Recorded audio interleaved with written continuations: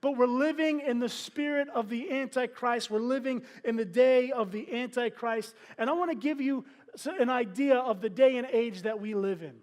In Revelation chapter 6, John talks about these 4 horses that are going to come upon the earth, and that they're going to have their way and do what they need to do to bring forth the Antichrist's rule and reign. Now, we are not there yet, but this sets up and gives us an understanding of where we are in our society and in our world. The first horse, Revelation chapter 6, 1 through 2, it says, I looked, and there before me was a white horse. Its rider held a bow, and he was given a crown and rode out as a conqueror bent on conquest. The white horse is the Antichrist and represents deception.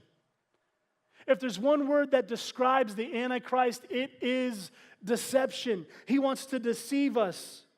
See, everything looks good, but it's really not. It's not all that good. Have you ever done a home inspection where everything on the outside looks good, but then when you go in or you crawl into the crawl space or you look in the attic and really the bones of the building are not that good? See, that's what the Antichrist does. He gives this idea, this facade that everything is okay, but it's not. He gives us this idea that we can get to heaven by all these different gods and all these different religions. Well, you can be a Buddha worshiper, you can worship Muhammad, you can be a New Age crystal licker, and you can tell yourself that you're God, and you can get there.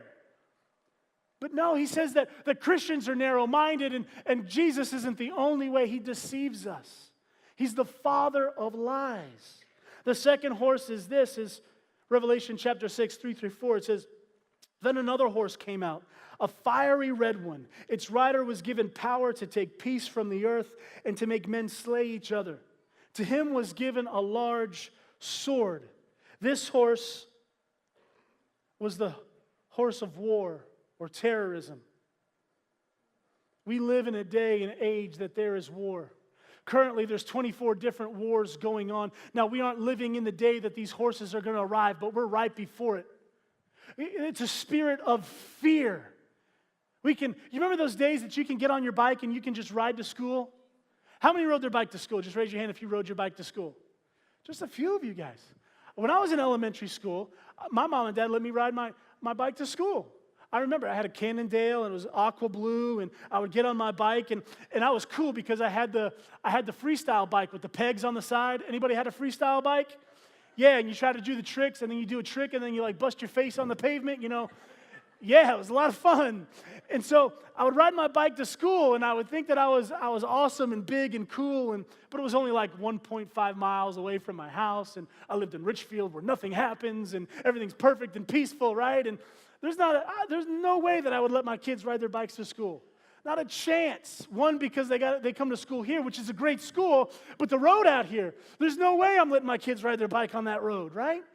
You remember riding your bike and going to the grocery store and picking up stuff for your mom, or going to the convenience store, or doing all these little things that we take for granted and now we wouldn't let our kids do. We have this spirit of fear, the spirit of terror on the inside of us. The third horse, Revelation chapter 6, 5 through 6, it says, I looked, and there before me was a black horse. Its rider was holding a pair of scales in its hand. Then I heard what sounded like a voice among the 4 living creatures saying, a quart of wheat for a day's wages, and 3 quarts of barley for a day's wages, and do not damage the oil and the wine. Listen, that third horse is the black horse, which represents economic collapse. It's going to be a time of famine. It's going to be a time that the stock market is going to come down. You see, the Antichrist is going to set up his kingdom through these things. He's going to bring fear. He's going to bring war. He's going to bring deception. He's going to bring an economic collapse so he can set up his system. I'm telling you, church, we've got an opportunity right now that we don't have to live in this time period. Are you with me? Do you want to be the first ones out of here? Amen.